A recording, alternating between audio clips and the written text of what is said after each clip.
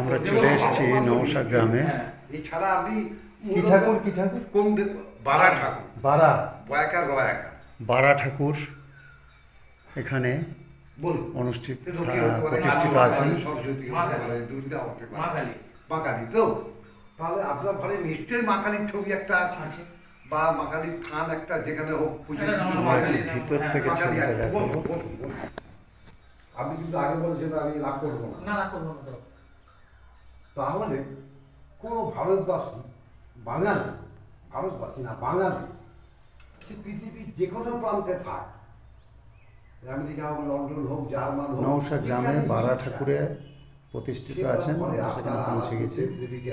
আমরা নীলরতন মণ্ডলের কাছে কিছু বক্তব্য জেনে নেব এই সম্বন্ধে। রাখবেন তো? তাহলে আপনাদের যে মামা বললেন, আপনার মামারা এই দেশীয়।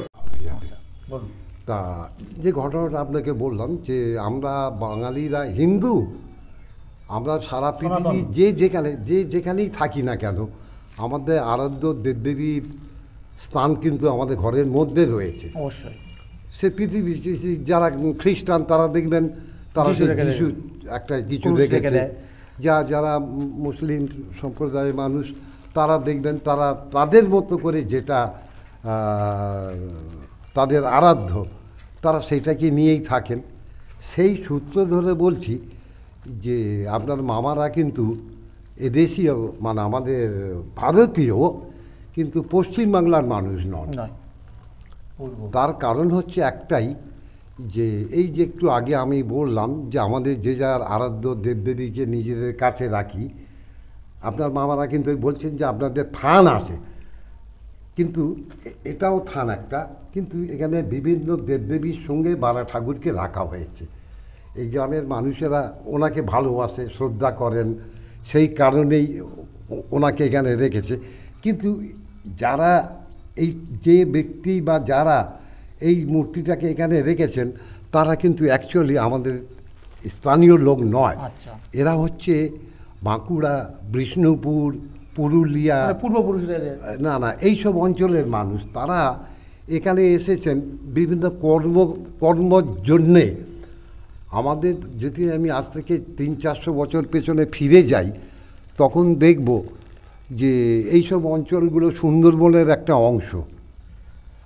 এটাই সেই সুন্দরবনের অংশের মধ্যে এখানে কাটাই বা জঙ্গল পরিষ্কার করে মানুষের বসবাসী উপযোগী করার জন্যে তাদের অবদান কিন্তু কম নয়।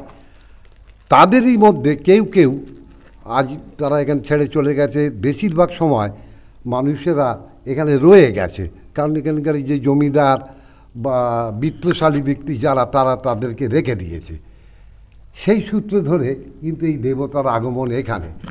আরেকটা কথা বলি, এই গ্রামের নাম নওশা, এই নামকরণ নিয়ে একটা বিশাল ইতিহাস কিন্তু লুকিয়ে রয়েছে।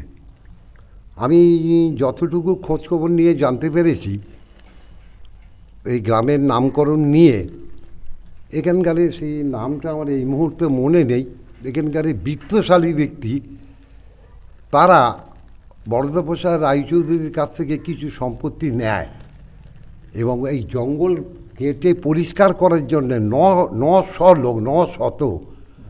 900 মানুষকে এখানে এনে এই জঙ্গল পরিষ্কার করার কাজ শুরু করে। খুব সম্ভবত সেই 900, যেটা আমরা বাংলায় বলি 900 নয়, 900 গ্রাম্য ভাষায় 900, সেই 900 থেকে এই গ্রামের নাম নশো হয়েছে, এমন মতামত স্থানীয় মানুষদের। আর কি বলবো। আর নশোর ওই যেখানে কালী পুজো হয় ওখানেও একটা এই ধর্ম, এই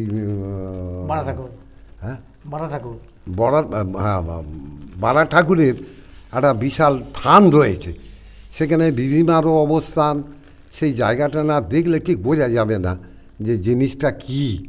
এখানে যে বারা ঠাকুরটা দেখলেন এটা তো মাত্র দুটো, সেখানে অনেকগুলো আছে। যদি সুযোগ হয় আমরা ওই জায়গাটাও কভার করব, চেষ্টা করব, বা ওখানকার স্থানীয় সেই ভদ্রলোকের নামটা তো আমি ভুলে গেছি, যাই হোক ভদ্রলোকে যদি পাই ওনাকে দিয়েও আবার একটা নতুন করে কিছু চিন্তা ভাবনা করার চেষ্টা করব। আর পাশে একটা পুকুর আছে, মজার ব্যাপার সেই পুকুরের জল কিন্তু কালার, এরকম কালার কালার পুকুরের জলের রং খুব একটা চোখে পড়ে না। কী কারণবশত এরকম মানে পুকুরের জলের রং, সেটাই যারা গবেষকরাই বলতে পারবেন। আমরা দূর থেকে দেখতেই ভালো লাগে, এইটুকুই। আর কি বলি বল। আপনার নাম বলুন। আমার নাম নীলরতন মণ্ডল, ডায়মন্ড হারবার। সব জায়গায় এই ছবিটা দিও, এই ছবিটা দিও খবরের সঙ্গে। হ্যাঁ দেবো তো। এই প্রকৃতির ছবিটা তুলেন, এই জিনিস পাবেন না। ওই যে দূরে রোমান্স করে,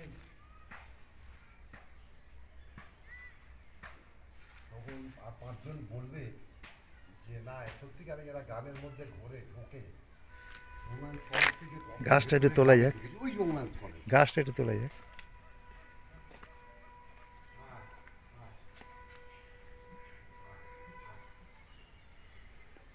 নওশা গ্রাম।